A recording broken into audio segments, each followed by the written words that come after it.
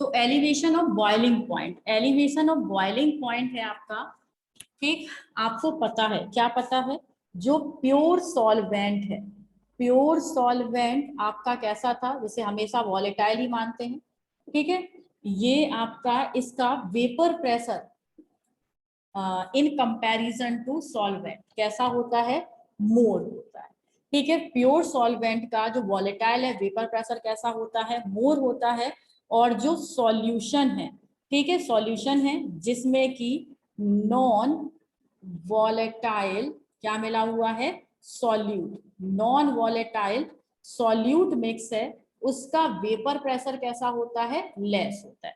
ये आपको मैं पढ़ा चुकी हूँ, ये कंक्लूजन आप निकाल चुके हैं। प्योर सॉल्वेंट का वेपर प्रेशर मोर होता है, जबकि सॉल्यूशन जिसमें कि नॉन वॉलेटाइल सॉल्यूट मिला हुआ है उसका वेपर प्रेशर कम होता है, ठीक है।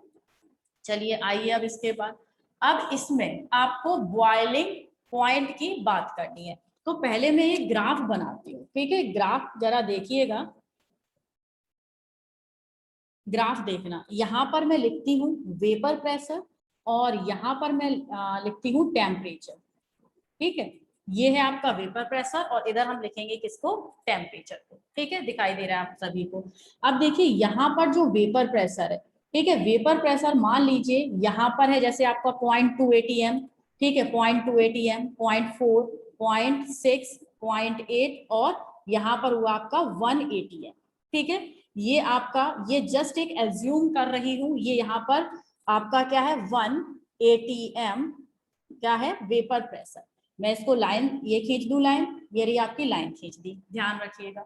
अब देखिए यहाँ पर टेम्परेचर है, यहाँ पर जो टेम्परेचर है, ये टेम्परेचर देखिए जरा, यहाँ पर टेम्परेचर मैं मान लेती हूँ 20 डिग्री सेल्सियस, ठीक, इधर क्या है ये टेम्परेचर, यहाँ पर 40 डिग्री सेल्सियस, यहाँ पर 60 डिग्री सेल्सियस, यहाँ पर 80 डिग्री सेल्सियस, यहाँ पर 100 डिग्री सेल्सियस और यहाँ पर 110 डिग्री सेल्सियस, 120 डिग्री सेल्सियस। ये हमने क्या लिया, टेम्परेचर। केवल आपको ये ग्राफ बनाना सिखा रही हूँ अभी, ठीक है। चलिए अब हम इसमें बनाते हैं सबसे पहले प्योर सॉल्वेंट, ठीक है, प्योर सॉल्वेंट का ग्राफ हम बनाते हैं, ठीक। तो हमें पता है, हमें केवल एक बात बहुत अच्छे से पता है कि अगर हम वाटर का लें, ठीक है, प्योर सॉल्वेंट क्या है हमारा, यहाँ पर वाटर है, ठीक। तो वाटर का जो क्या है आपका बॉइलिंग पॉइंट, वाटर का जो बॉइलिंग पॉइंट था वो कितना था, 100 डिग्री सेल्सियस, और बॉइलिंग पॉइंट का मतलब क्या है, 100 डिग्री सेल्सियस पर 1 atm वो हो गया होगा, ठीक है। तो देखिएगा जरा यहाँ पर आप 100 डिग्री सेल्सियस पर वो कितना हो गया होगा, 1 atm हो गया था, ठीक है। 60 डिग्री सेल्सियस पर कितना था वो, 60 डिग्री सेल्सियस पर था वो आपका 0.6 atm, 80 डिग्री सेल्सियस पर कितना था, 0.8 atm। तो ये लाइन जो आपकी बनेगी, ठीक है, कुछ इस तरीके की आपकी ये मैम लाइन वीडियो ब्लर बनेगी। आ रहा है। क्या हुआ भाई, म्यूट कर लीजिए सभी लोग अपने आप को, मैम वीडियो ब्लर आ रहा है। ब्लर आ रहा है, रिज्वाइन करिए, जिसका भी ब्लर आ रहा है रिज्वाइन करिए। देखिए इधर, तो ये किसका है बेटा, ये है प्योर सॉल्वेंट, प्योर सॉल्वेंट का, ठीक है, प्योर सॉल्वेंट का ही है, देख लीजिए आप खुद ग्राफ। अब इसमें हमने क्या मिला दिया, अब इसमें हमने मिक्स कर दिया क्या, सॉल्यूट, कैसा सॉल्यूट, नॉन वॉलेटाइल सॉल्यूट, यानी कि ये बन गया सॉल्यूशन। अब सॉल्यूशन का अगर हम ग्राफ बनाएं तो सॉल्यूशन के ग्राफ में आपको याद होगा वो कितने पर जाके बॉयल हो रहा था, 110 डिग्री सेल्सियस पर जाके बॉयल हो रहा था, कुछ याद होगा आपको, याद होगा, श्योर याद होगा, कितने पर हो रहा था, 110 डिग्री सेल्सियस पर जाके बॉयल हो रहा था। तो इसका जो ग्राफ बनेगा कुछ इस टाइप का ग्राफ बनेगा, ठीक है, ये इस टाइप की इसकी लाइन बनेगी, और ये लाइन किसकी बनी, यहां पर ये है आपका सॉल्यूशन, सॉल्यूशन, ठीक है, इतनी बात समझ गए। वो 110 डिग्री सेल्सियस पर 1 atm एक्वायर किया, इसने 100 डिग्री सेल्सियस पर ही प्योर सॉल्वेंट, ये प्योर सॉल्वेंट वाला, प्योर सॉल्वेंट ने 100 डिग्री सेल्सियस पर ही एक्वायर कर लिया था कितना अपना 1 atm, बात समझे इतना। अब देखो यहाँ पर जो प्योर सॉल्वेंट का बॉइलिंग पॉइंट है, प्योर सॉल्वेंट के बॉइलिंग पॉइंट को हम क्या कहते हैं, टी नॉट बी। ध्यान से सुनना, टी नॉट बी क्या होता है, प्योर सॉल्वेंट का बॉइलिंग पॉइंट। और सॉल्यूशन के बॉइलिंग पॉइंट को हम क्या कहते हैं, सॉल्यूशन का बॉइलिंग पॉइंट है, तो सॉल्यूशन के बॉइलिंग पॉइंट को हम क्या कहते हैं, टी बी। ठीक है, मैं यहां लिख देती हूं boiling point, boiling point of pure solvent, boiling point of pure solvent T not B। ठीक है, दूसरा है boiling point, boiling point of solution, solution is equal to TB। ध्यान रखिएगा, ये जो मैंने न्यूमेरिकल आपको बताया था ना कि 100% न्यूमेरिकल इधर से ही आता है। ठीक है, तो 100% तो नहीं, 90% न्यूमेरिकल इधर से ही आता है। कॉम्पिटिटिव में इसके न्यूमेरिकल खूब सारे आपको मिलेंगे। तो boiling point of pure solvent, जहां पर भी प्योर आएगा वहां पर नॉट लगा होगा, ध्यान रखिएगा। ठीक है, आगे बहुत सारे आपको ये मिलेंगे। तो प्योर को हम क्या कहते हैं, T naught B boiling temperature, और सॉल्यूशन के को हम क्या कहते हैं, 110 क्या है आपका, टी बी। क्या है यहाँ पर, टी बी। ये रहा। अब इन दोनों का जो डिफरेंस है, इन दोनों को डिफरेंस को हम क्या बोलते हैं, डेल्टा टीबी। क्या बोलते हैं, डेल्टा टीबी। तो delta TB is equal to क्या होगा, TB minus T naught B होगा, यही TB minus T naught B is equal to delta TB. ठीक है, डेल्टा टीबी क्या है, सॉल्यूशन और जो प्योर सॉल्वेंट है उसके बॉइलिंग पॉइंट में डिफरेंस। ठीक है, ऐसे यहाँ पर 10 डिग्री सेल्सियस का डिफरेंस आ रहा है। इतनी बात समझ में आई। अब देखिए, एक बात और मैंने बिल्कुल शुरुआत में इसी टॉपिक में बताई थी कि ये किस पर डिपेंड करता है, जो एलिवेशन ऑफ बॉइलिंग पॉइंट हो रहा है किस पर डिपेंड करता है, number of moles of solute पर। ठीक है, जिसे हम क्या कह सकते हैं, मोलैरिटी कह सकते हैं। ठीक, तो यहाँ पर एक लाइन लिख दूं मैं यहाँ पर, in very dilute solution, very हटा दीजिए, डाइल्यूट में भी चलेगा, इन dilute solution delta TB, delta TB is depend upon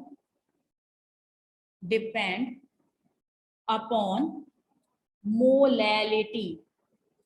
किस पर डिपेंड करता है, मोलैलिटी पर। ठीक है, यानी कि हम क्या लिख सकते हैं, लिख सकते हैं delta TB is directly proportional to M, क्योंकि मोलैलिटी का मतलब है number of moles of solute, जितना बढ़ेगा उतना ही ये जो दोनों के बीच में डिफरेंस है, boiling point of pure solvent और बॉइलिंग पॉइंट ऑफ सॉल्यूशन में डिफरेंस बढ़ता जाएगा। बता चुकी हूँ ना पहले कि उतना ही बढ़ता जाएगा जितने number of moles of solute इसमें ऐड करते जाएंगे। ठीक है, तो किसके इक्वल होता है आपका delta TB is directly proportional to M. दिखाई दे गया इतना। अब देखो, इसका स्क्रीनशॉट लीजिए, और स्क्रीनशॉट लेने से पहले ये तो मैंने सिर्फ आपको समझाने के लिए लिखा हुआ था, और ये डिग्री सेल्सियस में, ये केल्विन में लेते हैं। ठीक है, इससे पहले हमने आपको समझाया था इसलिए मैंने डिग्री सेल्सियस में, ये टेम्परेचर किस में लेते हैं हम, केल्विन में। अब आप ले लीजिए इसका स्क्रीनशॉट, क्योंकि मुझे करना है इसे रफ। आगे ये थोड़ा सा और आएगा भी, डेरिवेट होगा।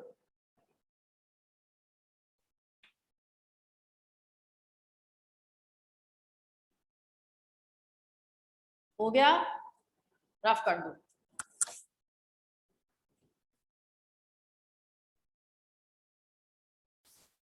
तो किस पर डिपेंड करता है, मोलैलिटी पर। Means delta TB is directly proportional to small M, और हम जानते हैं स्मॉल एम क्या होता है, मोलैलिटी। मोलैलिटी का फॉर्मूला क्या होता है, W B into 1000 upon M B into W A, यही होता है। अब इसको थोड़ा और सॉल्व करिए, ये डायरेक्टली प्रोपोर्शनैलिटी का साइन है, ये हटाएंगे तो क्या आएगा, एक कांस्टेंट आएगा। Means delta TB is equal to constant है के बी एम। ठीक है, यहां पर जो के बी है, के बी क्या है आपका, मोलल एलिवेशन कांस्टेंट। कांस्टेंट। ठीक है, केबी क्या है? Molar elevation constant. और इसका जो दूसरा नाम है, दूसरा नाम इसे क्या कहते हैं? इब्यूलियो स्कोपिक कांस्टेंट। ठीक है, ये काफी इंपॉर्टेंट है, इसकी डेफिनेशन भी पूछी जाती है कि what you mean by ebullioscopic constant. तो यहाँ पर ये प्रोपोर्शनैलिटी का साइन हटाया तो क्या आ गया आपका? के बी आ गया। दिखाई दे रहा है क्या आ गया? के बी आ गया। तो अब ये यहाँ पर आपका m की जगह पर हम क्या रख दें? ये पूरा फॉर्मूला रख दें। तो delta TB is equal to क्या हो जाएगा? के बी, और इस m की जगह पर ये into W B into 1000 upon M B into W A. तो ये क्या बन गया बेटा? ये बन गया अपना फॉर्मूला।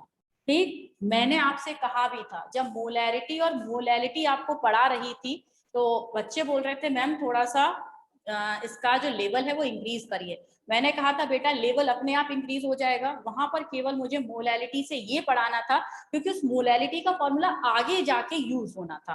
ठीक है, तो देखिए मोलैलिटी का फॉर्मूला यहाँ आगे जाके आपका यूज हुआ, और ये है आपका एलिवेशन ऑफ बॉइलिंग पॉइंट का फॉर्मूला। इससे नंबर ऑफ न्यूमेरिकल्स 90% चांसेस होते हैं हमारे इसी फॉर्मूले से रिलेटेड न्यूमेरिकल्स के आने के बोर्ड एग्जाम में। ठीक है, तो ध्यान रखिएगा ये फॉर्मूला एप्लीकेबल होगा नंबर ऑफ न्यूमेरिकल्स पे। तो ये हो गया आपका डेल्टा टीबी निकालने का फॉर्मूला। इससे हम एमबी भी निकाल सकते हैं, एमबी को उधर ले जाओ, डेल्टा टीबी को इधर ले आओ। ठीक है, और ये क्या है आपका? केबी। केबी का मतलब क्या है? मोलर एलिवेशन कांस्टेंट और इब्यूलियोस्कोपिक कांस्टेंट। इब्यूलियोस्कोपिक कांस्टेंट की डेफिनेशन क्या होती है? लास्ट टॉपिक पढ़ा रही हूँ बस, तो इसकी डेफिनेशन मैं लिख देती हूँ यहाँ पर। अगर आपको इसे डिफाइन करना है तो क्या होगा? Molar elevation constant is when 1 mole of solute can dissolve in solvent and elevate the boiling point। और इसकी यूनिट क्या होती है? Kelvin, KG, mole inverse. ठीक है, ये यूनिट है मोलर एलिवेशन कांस्टेंट की। तो ध्यान रखिएगा, टॉपिक लेंथी था, हम कुछ नहीं कर सकते थे। तो ये है molar elevation constant. Molar elevation constant is when 1 mole of solute can dissolve in solvent and elevate the boiling point. Means इस पूरे की वैल्यू मोलैलिटी कितनी हो जाए, इसका मतलब है इन शॉर्ट मोलैलिटी अगर 1 हो तो जितना बॉइलिंग पॉइंट में इंक्रीजमेंट है वो मोलर एलिवेशन कांस्टेंट के इक्वल होता है। भाई ये जब 1 हो जाएगा, ठीक है, पूरी मोलैलिटी 1 हो जाएगी तो टेम्परेचर जितना की डिफरेंस आया है आपका टेम्परेचर इन बॉइलिंग पॉइंट में वो केवी के इक्वल होगा, मोलर एलिवेशन कांस्टेंट के इक्वल होगा। और इसकी यूनिट क्या होती है? Kelvin, KG, mole inverse. बिल्कुल याद रखिएगा। ठीक है, स्क्रीनशॉट लीजिए इस टॉपिक का।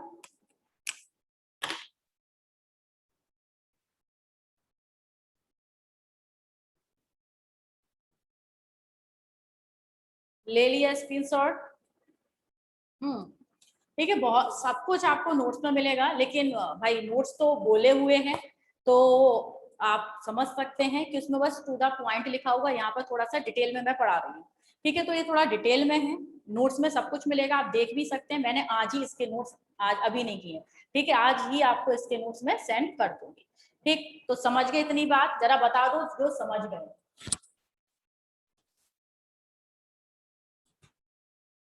ये तो बता दो समझे कि नहीं। ओके, चलो भाई, तो आज हम क्वेश्चन नहीं पूछेंगे क्योंकि वैसे ही काफी लेंदी हो गया है अपना टाइम। और अब हम मिलेंगे कल इसके कुछ न्यूमेरिकल्स के साथ। ठीक है, और कल ही आपसे कुछ क्वेश्चन पूछ लेंगे। तब तक के लिए जय हिंद and good bye. Good afternoon बेटा।